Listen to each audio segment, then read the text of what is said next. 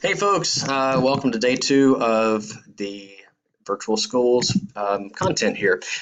Today we're going to be looking at counting and probability, and we're going to kind of take a tour of some things that you may have looked at yesterday in the content section. Feel free to review your notes from yesterday. Actually, a lot of what you're going to look at today actually goes directly with the notes from yesterday. So without further ado, we're going to go straight into the material. So you should be in your Google Classroom. Hopefully, obviously you already are. You've clicked on this video. You've got your stream, your classwork assignment open. Do make sure that you check out kind of what's expected. You have this first little task called "Don't Make Eyes at Me." It's just a little real-world task that kind of shows you how the counting principle can be used in lots of different ways, and a little fun little task that goes along with that. After that, you quick little check your knowledge on the fundamental counting principle. Remember, that's the one where it says that if you have a bunch of series of distinct things, you can just multiply all of those ways of something occurring together and get all the total. So again, we're going to have a little help with that.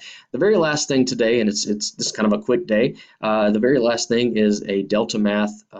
Your very first Delta Math assignment. It's on practicing counting techniques, and this will be mainly permutations and combinations. So again, most of what you're going to look at today is just practice of what you did yesterday. So no real new information. There's just a little bit to go through. So I'm going to go ahead and kind of click on this first item, kind of show you what's expected.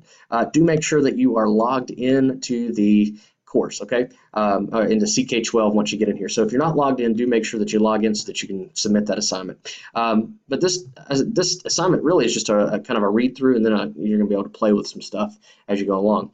It's called "Don't Make Eyes at Me," and it's just a little thing to read through first. Once you go through this, it'll tell you how many possible ways there are. Check this out. Right before the Explore More, you're going to look at this this link right here. So you're going to open this link up. I would suggest just opening it up in a new tab.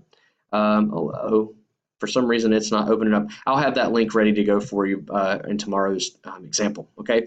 Yeah, I'm not sure exactly why that's not linking, but anyway, again, I'll have that ready for you. All right. So after you've done that activity, you're going to play around with that. Come back and watch this quick video on the fundamental counting principle. Once you're done with all of that, you will have a little assessment. Okay, very quick little 12-minute fundamental counting principle assessment. Last but not least, after you're finished with that, you will do your Delta Math assignment. Now this is going to take you to Delta Math. Do make sure that you log in. I'm going to do that very quickly. Sorry for the keyboard clicks. I hate that too. I put my wrong password in here. You're going to see that happen more often than not in this class. Okay, so I'm going to go to student view and kind of show you what you're going to see. Okay. Got a few classes here. Here's yours. Okay, this will be what you kind of see. Okay, notice that the title of the assignment is here. It should match the title of the assignment here in Google Classroom under that. So practice counting techniques. Okay, AFM, practicing counting techniques. This is it. So when you do a Delta Math assignment, you click on this. Okay, here's the expectation here. You should be able to notice that it says 0 out of 5. You should be able to answer the questions. Again, look at your notes from yesterday. Answer your questions. Put in something here. All right. Delta Math will ask you if you're sure, and then it'll tell you if you're right or wrong. Now this tells you you're wrong, and then it kind of walks you through. For some reason, it's not quite. It's got a little coding error there. Looks like I'll email the guy here. He and I go back and forth every now and then on this coding issue. But anyway, we'll get that to you. If you submit the answer, it should give you an explanation of what you did. Okay, there you go. So yeah, you can see where the code on the last one actually didn't show up like this. But this will show you exactly kind of how to do these types of problems. Okay, if you don't get them right, it'll give you an example of what you should have done.